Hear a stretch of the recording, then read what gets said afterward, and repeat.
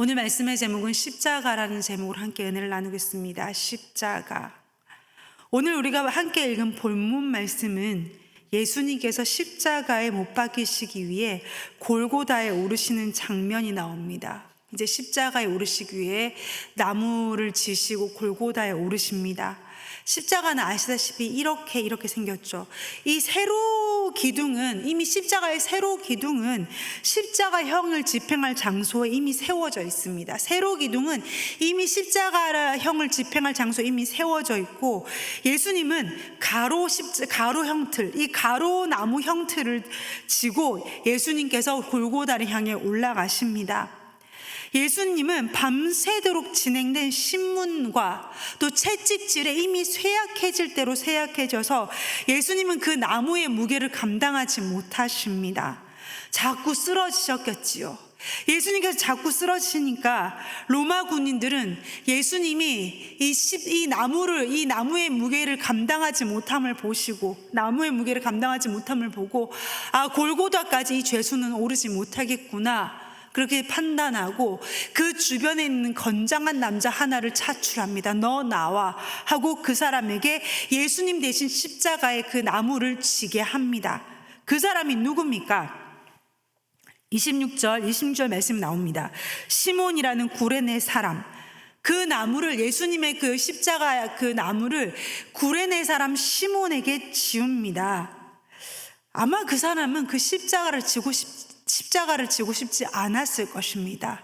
그 나무를 대신 지고 싶지 않았을 거예요. 왜? 가장 극악한 죄수들이 진다는 그 나무 십자가, 수치와 고통의 상징인 그 십자가를 그는 지고 싶지 않았을 것입니다. 그의 이름이 뭐라고요? 시몬입니다. 시몬이란 이름으로 보건대 그는 유대인입니다. 근데 그 시몬이라는 사람이 유대인인 그 사람이 어디서 온 사람이라고요? 어디서 온 사람? 구레네. 구레네는 어디냐면 북아프리카에 있는 지역입니다. 북아프리카에 살고 있는 시몬이라는 사람이 왜 예루살렘에서 그 십자가 행렬 옆에 있다가 그 십자가를 지게 되었을까요? 그 기간이 언젠데요? 6월절입니다. 6월절이 끝나자마자이기 때문에 6월절을 지키러 온 유대인 디아스포라였을 것입니다. 구레네에 살고 있지만 유대인인 디아스포라, 6월절을 지키러 예루살렘에 들렀다가 그는 그 십자가를 지게 된 것입니다. 그는 예수가 어떤 사람인지 잘 몰랐을 것입니다. 이 청년이 무슨 큰 죄를 지어서 이 끔찍한 형벌을 받게 되었는지 그는 잘 몰랐을 것입니다. 그저 로마 군인이 나와서 너 나와 해서 십자가를 억지로 지게 되었던 것입니다. 마가복음 15장 21절에는 조금 더 자세히 나옵니다. 마가복음 15장 21절 한번 갈까요? 마가복음 15장 21절에 잠깐 보시면, 마가복음 15장 21절에 이렇게 나와 있습니다. 마침 알렉산더와 루포의 아버지인 구레네 사람 시몬이 시골로부터 와서 지나가는데 그들이 그를 억지로 같이 가게 하여 예수의 십자가를 지우고, 분명히 나옵니다. 억지로 같이 가게 하여. 억지로. 시몬은 원치 않았다라는 거예요. 그 원치 않았는데 억지로 끌려나와서 그 십자가를 지게 했다라는 것입니다. 그는 생각했을 거예요. 왜 나을까? 나는 그냥 가족들 데리고 6월절 지키러 구레네에서부터 와서 예루살렘에 왔는데 왜 하필 나인가? 왜 내가 이 수치와 고통의 십자가를 지어야 하나? 대체 이 예수란 청년은 무슨 끔찍한 죄를 지었길래? 그는 오만 가지 생각이 다 들었을 것입니다. 군인들이 나와서 야, 너 나와서 이 나무 지어라고 했을 때 아마 그는 옆에 있었던 그 아들들의 이름이 나오죠. 마가복음 15장 21절에 아들들의 이름이 뭐라고요? 알렉산더와 루포에게 이렇게 말했을 거예요. 놀라지 마. 아빠 이거 잘못해서 지는 거 아니고 이 청년 대신에 아빠가 이 청년 도와주려는 거 보니까 놀라지 마. 그리고 아빠 따라와야 해 라고 말하고 그는 그 십자가를 지었을 것입니다. 그는 그렇게 예수님의 십자가를 대신 집니다. 여러분, 사실 정말 영광스럽지 않습니까? 예수님의 십자가를 대신 진다라는 거 너무 영광스럽지 않습니까? 여기 앉아 계신 여러분들은, 우리는 이걸 다 알기 때문에 이게 너무 영광스러운 걸 다 압니다. 이 모든 것을 알고 있는 여러분이, 이 모든 것을 알고 이 십자가의 영광과 부활의 영광을 알고 있는 여러분이 그 자리에, 그 행렬 옆에 있었다면 여러분 어떻게 있겠습니까? 여러분 어떻게 했을 것 같아요? 이렇게 하지 않을게. 저가 하겠습니다. 제가 하겠습니다. 우리 권사님 힘이 없으시지만 권사님 그러셨겠죠. 제가요. 저가 대신 제가 하겠습니다. 우리는 이 영광을 알기 때문에 만약에 우리가 이걸 다 알고 그 자리에 갔더라면 제가 하겠습니다라고 하지 않았겠습니까? 그런데 시몬은 아무것도 몰랐습니다. 그러하기에 그는 억지로 그 십자가를 졌습니다. 그의 아들들의 이름이 뭐라고요? 그의 아들들의 이름 뭐라고요? 알렉산더와 루포입니다. 그런데 이 아들들의 이름이 나중에 또 나옵니다. 새벽이라 피곤하시겠지만 한번 찾아볼까요? 로마서 16장 13절 한번 13절로 갈게요. 로마서 16장 13절. 신약성경 261페이지입니다. 로마서 16장 13절. 신약성경 로마서 16장 13절. 신약성경 261페이지. 사도 바울은 이렇게 말하고 있습니다. 주 안에서 택하심을 입은 루포와 그의 어머니에게 문안하라. 그의 어머니는 곧 내 어머니니라. 사도 바울이 이렇게 말합니다. 주 안에서 택하심을 입은 루포와 그의 어머니에게 문안하라. 그의 어머니는 내 어머니다.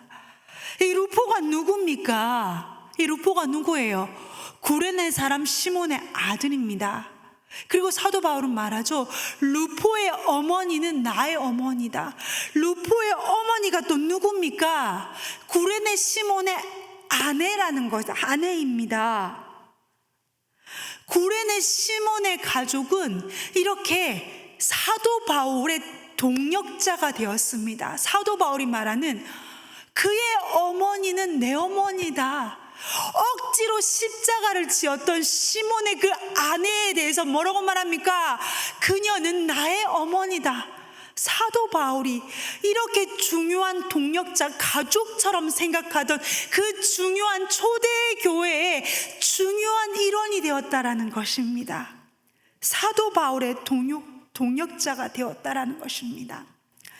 하나님은 억지로 십자가를 졌지만, 의미도 모르고 십자가를 지었지만 억지로 십자가를 진 그를 하나님은 기억하셨습니다. 그리고 그 가정을 하나님은 복음이 온 세상으로 전파되는, 확장되는 그 일에 귀하게 쓰임받는 큰 복을 하나님은 주셨습니다. 그날 그 자리에서 그 아들들은, 루포와 알렉산더와 루포는 무엇을 본 것입니까? 알렉산더와 루포는 그 아이들은 아버지를 따라가면서 무엇을 봤을까요? 예수님의 십자가를 대신 지는 아버지를 보았던 것입니다. 예수님 가장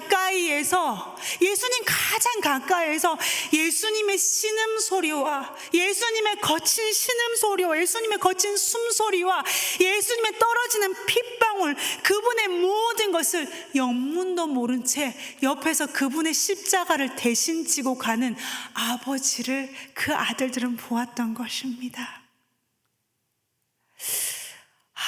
너무 영광스럽지 않습니까? 정말 우리가 우리의 다음 세대들에게, 우리가 우리의 자녀들에게 보여줘야 될 가장 귀하고 값진 모습은 이 모습이 아닐까요? 예수님의 십자가를 대신 지던 내 어머니, 예수님의 십자가를 대신 지던 내 아버지, 영문도 모른 채 억지로 십자가를 지었지만 하나님은 그를 기억하시고 그 가정에 이렇게 실로 엄청난 축복을 주셨습니다.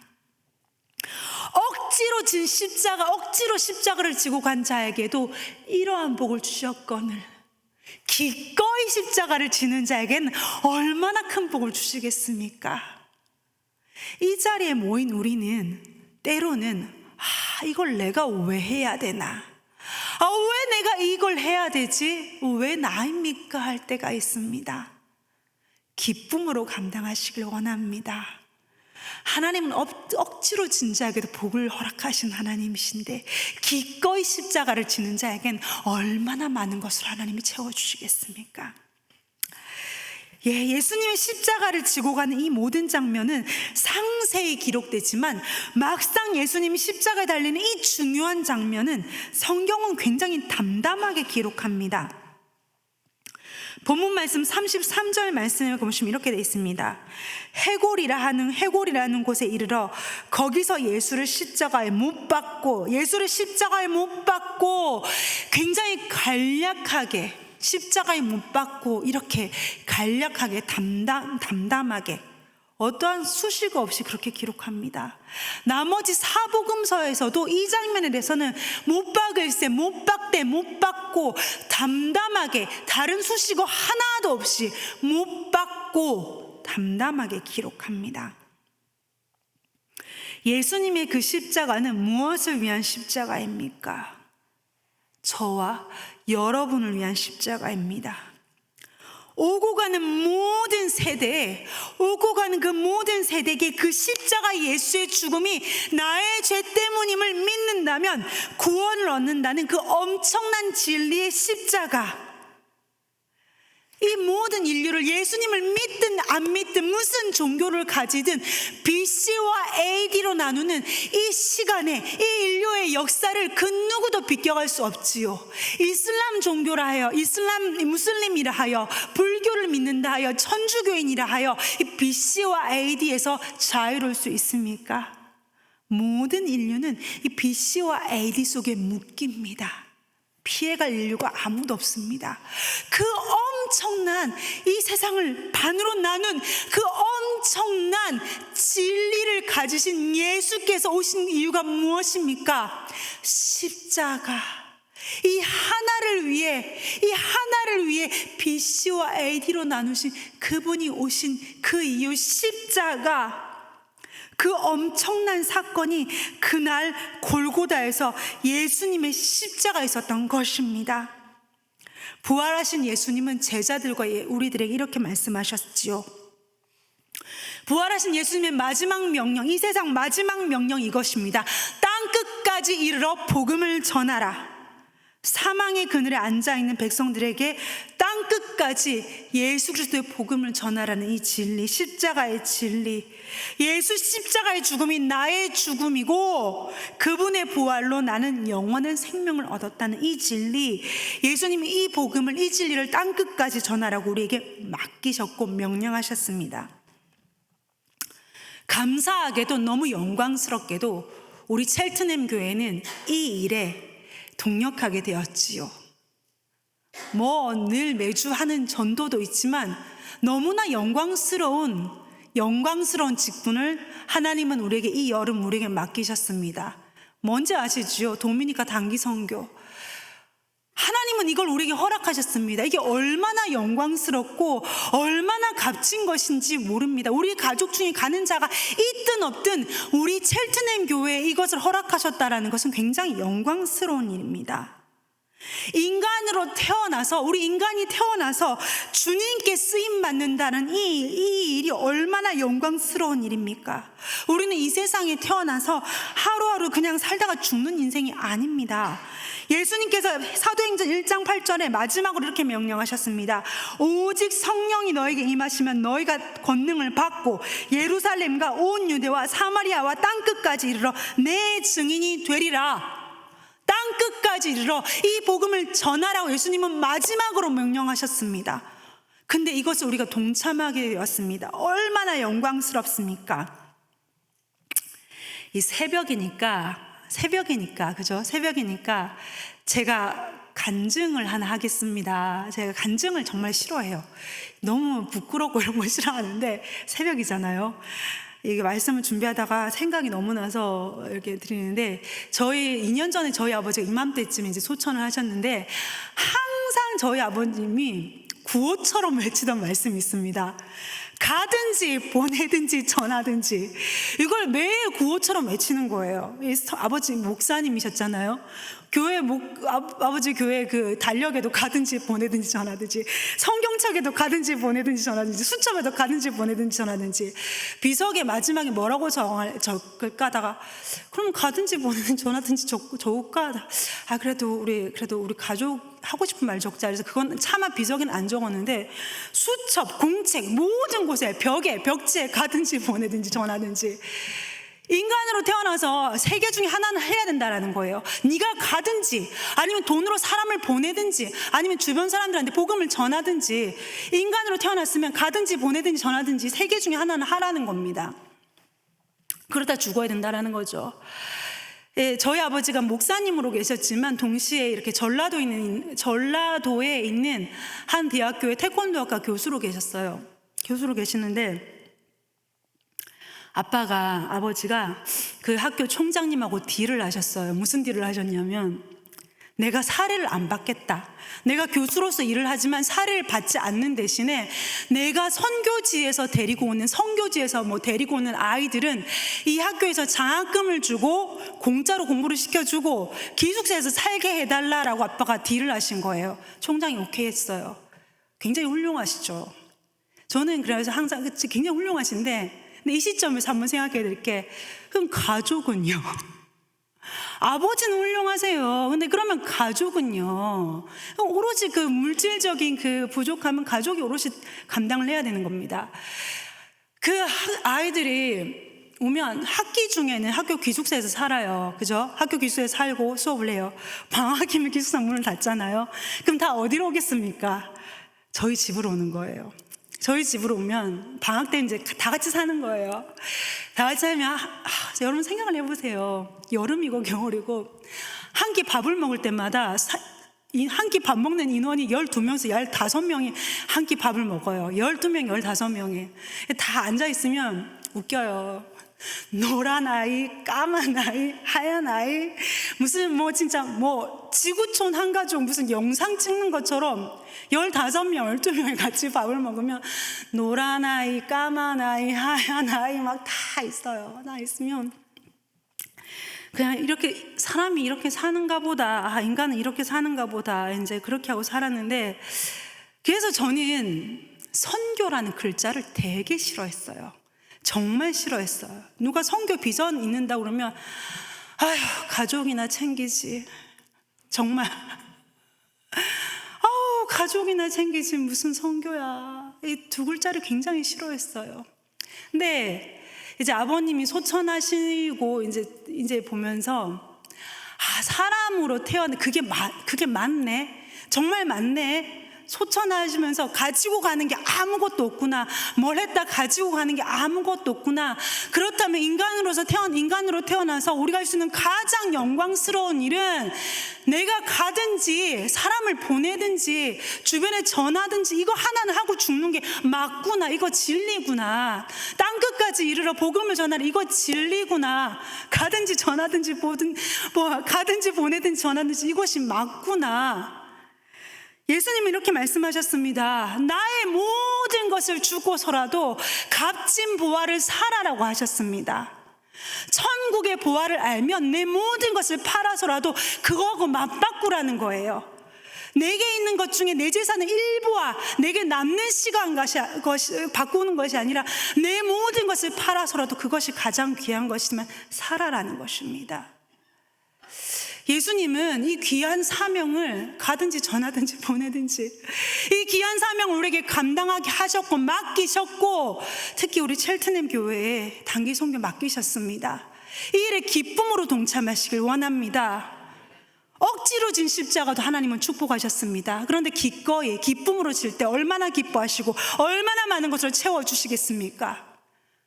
우리가 억지로 기쁨으로 이 십자가를 질 때 우리 가족과 우리의 다음 세대들은 볼 것입니다. 예수 그리스도 십자가를 억지로 기꺼이 진 내 부모가, 우리 교회 어른들 그 모습을 보면서 그들의 신앙은 나도 저렇게 살아야 되겠구나. 나도 저 십자가 감당해야 되겠구나. 내 부모가, 내 할아버지 할머니가, 내 엄마 아빠가, 우리 교회 어른이 저 억지로 기꺼이 진 십자가 나도 지는 것이구나. 이 귀한 사명 감당할 수 있는 저와 여러분 되시길 원합니다. 함께 기도하시겠습니다.